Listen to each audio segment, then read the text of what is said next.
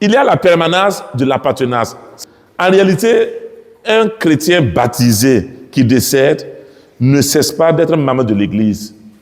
Ce n'est pas parce que tu es mort que tu n'es plus chrétien. Non. Tu ne cesses pas. Ton droit d'être chrétien, là, ça ne s'arrête pas au niveau de l'Église. Du point de vue civil, quand vous créez une association, on dit parfois que tu perds ton droit d'être membre à la mort. Tu n'es plus membre de cette association. Dans l'Église, ce n'est pas pareil. Même si tu meurs, tu restes membre de l'Église. Voilà, tu restes membre de l'Église. Parce que la mort ne radie personne de l'Église. Elle ne fait que changer le mode de son appartenance. Les défunts ne sont pas en fait des ex-chrétiens. Ce n'est pas des gens qui étaient chrétiens et qui ne sont plus chrétiens. Ce n'est pas ça. Ce n'est pas des ex-chrétiens ou des ex-vivants. Les défunts ne sont pas des ex-vivants. Il faut que nous comprenions cela, parce que c'est très important. Si vous n'imaginez pas dans la spiritualité chrétienne comment est conçues les choses, en fait, on prie, mais ça ne va pas. Il y a quelque chose qui manque. Ceux qui sont morts là, ce n'est pas des ex-vivants, ce n'est pas des ex-chrétiens.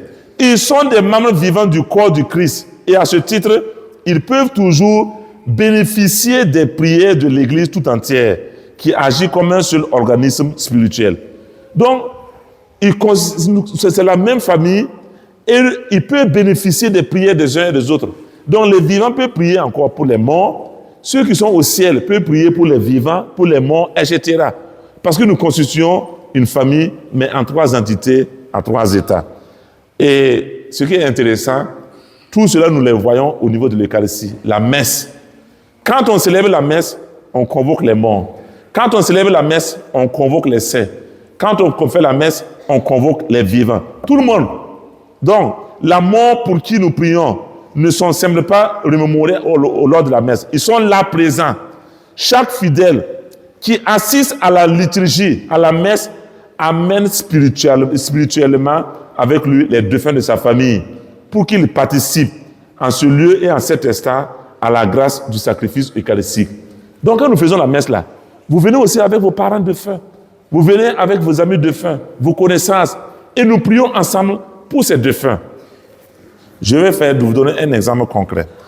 Au cours de la messe, remarquez bien comment vraiment le prêtre dit là, parce qu'on dit beaucoup de choses, mais comme les gens ne font pas beaucoup attention. Donc, on va faire la prière pour le pape, en union avec notre pape, notre évêque, les évêques, les prêtres. Et après, on va dire, souviens-toi aussi de nos frères et sœurs qui se sont endormis dans l'espérance de la résurrection. Je reviendrai sur cet aspect-là. Ils se sont endormis dans l'espérance de la résurrection. Parce qu'à la résurrection, il y aura un changement. Et souviens-toi de ta miséricorde de tous les défunts. Accueille-les dans la lumière de ton visage. On appelle les défunts. Toutes les messes, on prie pour les défunts. Et aussi, les vivants. Après, on dit, sur nous tous enfin, nous implorons ta bonté. Nous les vivants, l'église vivante, l'église terrestre, nous implorons ta bonté. Et après, on va invoquer les saints. Permets qu'avec la Vierge Marie, très sainte Mère de Dieu, voilà, avec Saint Joseph, son époux, les apôtres, et on dit quoi? Et tous les saints qui ont fait ta joie au long des âges. On convoque les saints, on convoque les vivants, on convoque les morts. Et l'Eucharistie constitue le centre. C'est pour ça que l'Eucharistie est le sommet de la prière chrétienne. À travers l'Eucharistie, nous obtenons beaucoup de grâce pour les défunts. Voilà, donc les défunts sont toujours en communion avec nous. Parfois, les gens cherchent des prières, je sais quoi. Si on priait déjà ce que l'Église nous demandait là, c'était déjà bon.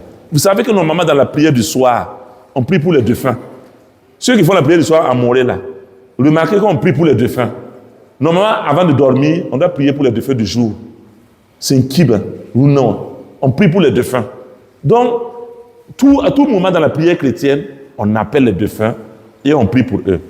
Et si vous faites attention, normalement, dans les grandes églises, dans les basiliques, au niveau de l'autel, sous l'autel, il y a toujours des reliques des saints. Et parfois même, on construit l'autel sur la tombe des saints, sur la tombe des chrétiens. Et les premiers chrétiens, ils n'avaient pas un lieu pour prier, puisque c'était la persécution. Gardez-vous si vous priez dans une famille. Où est-ce qu'ils se retrouvaient? Dans les cimetières, dans les catacombes. Les cimetières, ce n'est pas comme nos cimetières ici. Si vous partez à Rome, où vous voyez les catacombes, ce sont des grottes. Parce qu'il fallait cacher dedans, enterrer les gens là-bas. Et comme ce sont des grottes, les gens descendaient dans la grotte, et c'est là-bas que les gens priaient. Donc ils priaient autour des premiers chrétiens, autour des martyrs, autour de ceux qui sont morts. Et c'est en souvenir de cela qu'aujourd'hui, 2 novembre, on fait la messe aussi dans les cimetières.